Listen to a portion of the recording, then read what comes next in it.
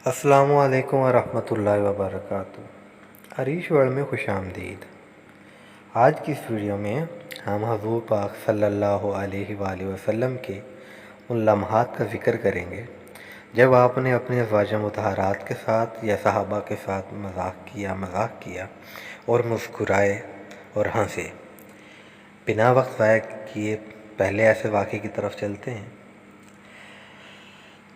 हज़रत आयशा रज़ियल्लाहु ताला फरमाती हैं कि मैंने एक मर्तबा घर में हरीरा पकाया, एक किस्म की डिश है, और लेकर हज़ूर अक़दस सल्लल्लाहु अलैहि वसल्लम की खिदमत में हाज़िर हुई तो वहाँ पे हज़रत सौदा रज़ियल्लाहु ताला अन्हा भी हाज़िर थी। मैंने उन्हें कहा कि आप भी खाएं, तो हज़रत सौदा ने खाने से इनकार किया। तो मैंने कहा कि या तो खाओ या मैं ये हरीरा तुम्हारे चेहरे पर मल दूँगी। उन्होंने फिर भी खाने से इनकार कर दिया। तो मैंने क्या किया कि इस हरीरे को हाथ में लेकर हज़रत सौदा रज़ियल्लाहु ताला अन्हा के चेहरे पर मल दिया। हज़ूर सल्लम ये देखकर मुस्कुराने लगे और फिर उन्होंने मेरा सर अपनी रान मुबारक पर रखा और हज़रत सौदा से फरमाया, तुम भी इसी तरह ये हरीरा उठा के आयशा के चेहरे पर लीप कर दो। चुनांचे हज़रत सौदा ने भी वो हरीरा उठाया और मेरे चेहरे के ऊपर मल दिया। फिर हम दोनों की जो हालत थी हरीरा मलने की वजह से चेहरे की, वो देखकर हज़ूर सल्लम और ज़्यादा मुस्कुराने लगे। इसी तरह की एक और हदीस में हज़ूर सल्लम जो हैं हज़रत अब्दुल्ला बिन मसूद रज़ियल्लाहु ताला अन्हु रवायत करते हैं कि हज़ूर अकरम सल्लल्लाहु अलैहि वसल्लम ने फरमाया, मुझे अच्छी तरह मालूम है कि सबसे आखिर में जहन्नुम से कौन निकाला जाएगा या सबसे आखिर में कौन जन्नत के अंदर दाखिल होगा। ये एक आदमी होगा जो सबसे आखिर में जन्नत में जाएगा। ये अपने जिस्म को घसीटता हुआ जहन्नुम से बाहर निकलेगा। जहन्नुम से बाहर निकलेगा और अल्लाह ताला इससे फरमाएंगे कि जा जन्नत में दाखिल हो जा। वो जन्नत की तरफ चलेगा। जन्नत के करीब पहुंचकर उसके ज़हन में सोच आएगी कि सारे तो जन्नत में चले गए, वो तो भरी हुई है, तो मेरी जगह कहाँ होगी। चनाचे ये सोच आएगी तो वो वापस आ जाएगा और आके अल्लाह ताला से अर्ज़ करेगा, या अल्लाह जन्नत तो भरी हुई है। अल्लाह ताला उससे फरमाएगा कि जा जन्नत में चला जा। वो दोबारा जन्नत की तरफ जाएगा, लेकिन उसको फिर गुमान गुजरेगा कि ये तो शायद भरी हुई है।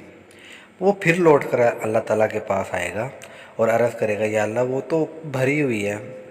अल्लाह ताला उससे फरमाएगा, जा और जन्नत में दाखिल हो जा। तेरे लिए जन्नत में दुनिया के बराबर बल्कि इससे 10 गुना ज़्यादा, और फिर फरमाया 10 गुना दुनिया से भी ज़्यादा का हिस्सा है।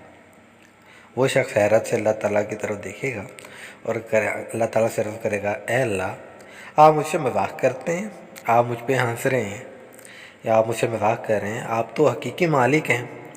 हज़रत अब्दुल्ला बिन मसूद रज़ियल्लाहु ताला अन्हु बयान करते हैं कि मैंने इस मौके पर देखा जब हज़ूर सल्लम ये बता रहे थे तो हज़ूर सल्लम हंस पड़े, और यानी ऐसा हंसे कि आप सल्लम के जो दंदान मुबारक हैं वो नज़र आने लगे।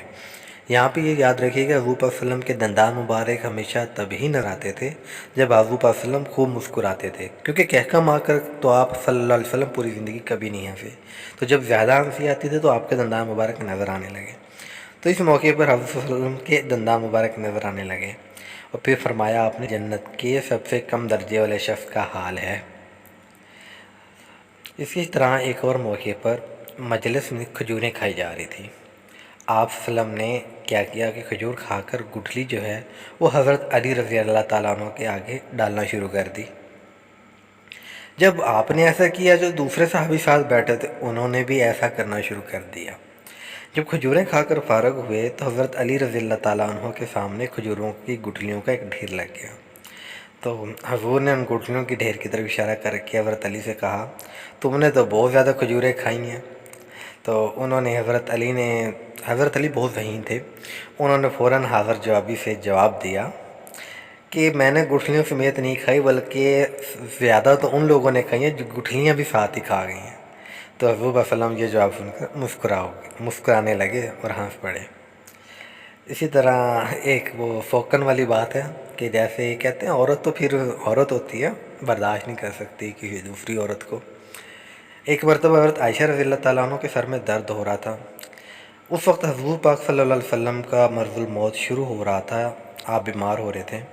آپ صلی اللہ علیہ وسلم نے فرمایا اے عائشہ تم میرے سامنے مرتی تو میں تم کو اپنے ہاتھ سے غسل دیتا، اپنے ہاتھ سے تمہاری تجہیز و تکفین کرتا اور تمہارے لیے دعائیں خیر کرتا۔ حضرت عائشہ رضی اللہ تعالیٰ عنہ یہ سن کر بڑے ناز و انداز سے عرض کیا یا رسول اللہ اگر میں مر جاتی تو آپ تو اسی حجرے میں نئی بیوی لا کر رکھ دیتے۔ حضور صلی اللہ علیہ وسلم نے جب حضرت عائشہ کا یہ جواب سنا تو خوب مسکرائے۔ تو یہ مسکراہٹیں حضور صلی اللہ علیہ وسلم کی۔ اسی طرح ایک چھوٹا سا غزوہ تھا، غزوہ بنو المصطلق جسے کہتے ہیں۔ اس میں کیا ہوا کہ ایک مہاجر اور ایک انصاری کا جھگڑا ہو گیا۔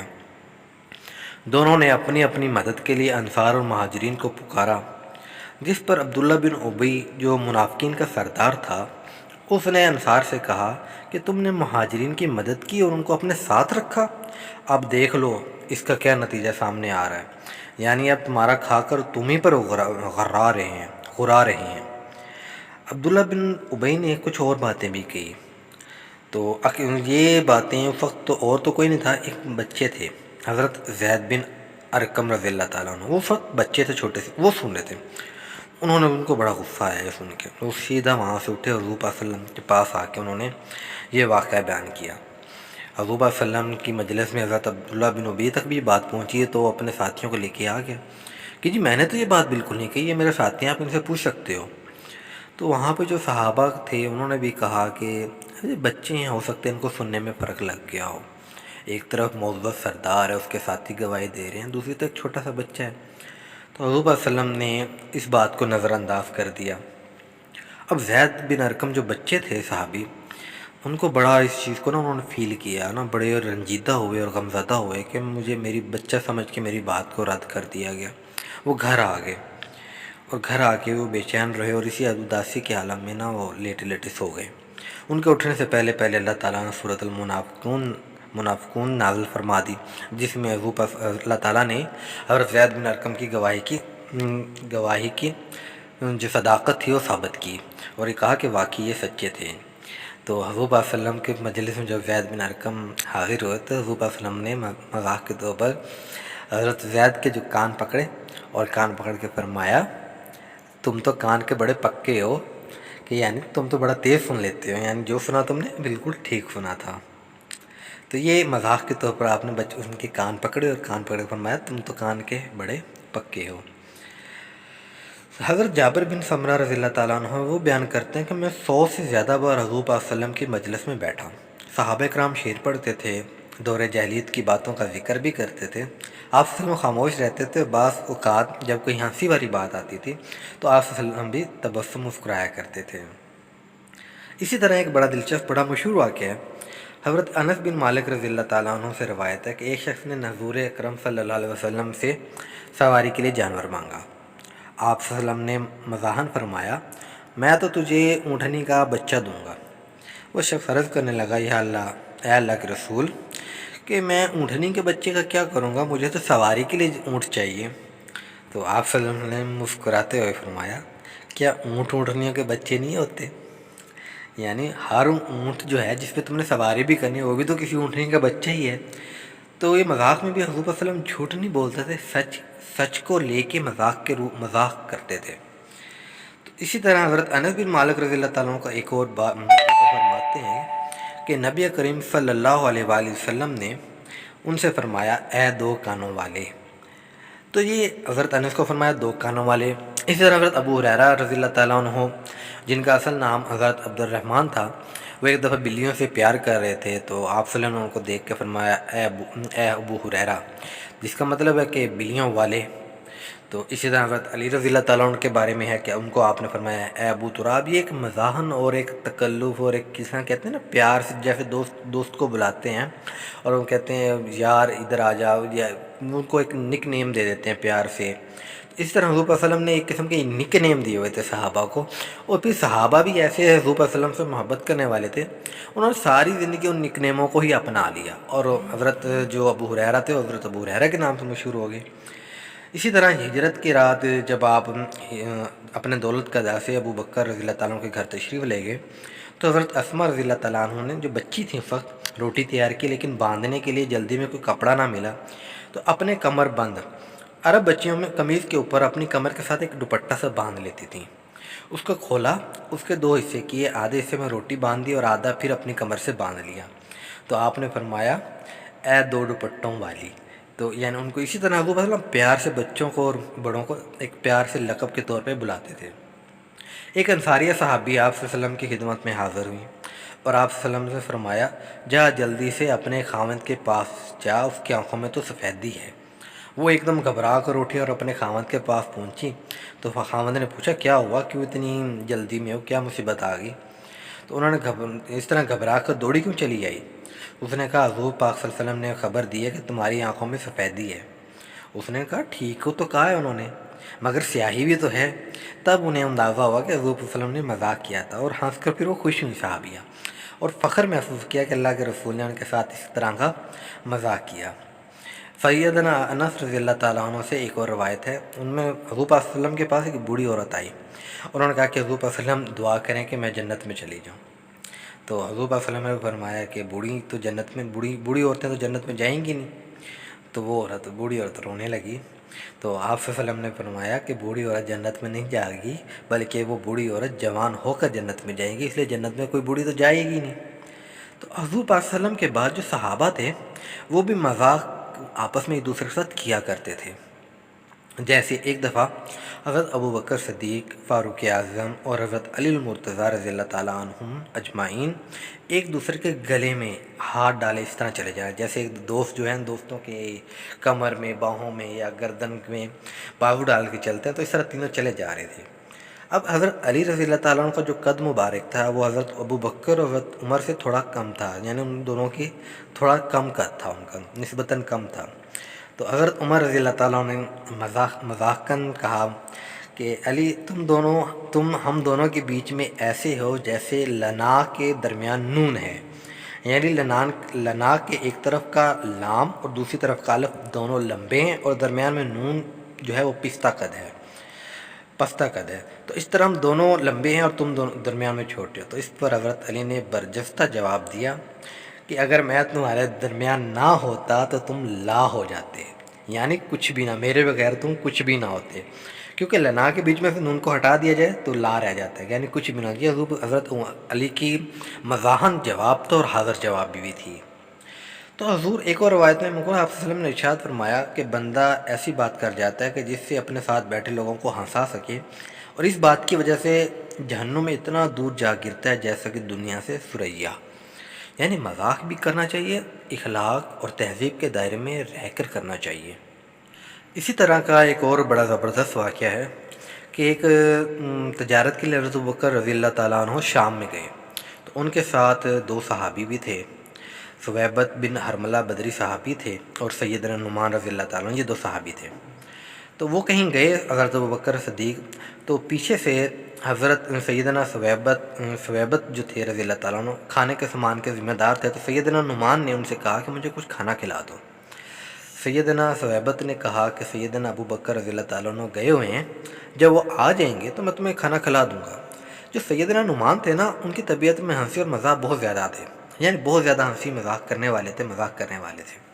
انہوں نے کیا وہاں سے نا کچھ تھوڑی سی دور ہی ان کے پاس نا کچھ لوگ اپنے جانور بیچنے کے لیے لے کر آئے ہوئے تھے۔ سیدنا نعمان ان کے پاس گئے اور ان لوگوں سے کہنے لگے کہ میرے پاس ایک نا چست و طاقتور عربی غلام ہے، تم لوگ اسے خرید لو گے؟ ان لوگوں کہ ہاں بہت اچھا، ہم خرید لیں گے۔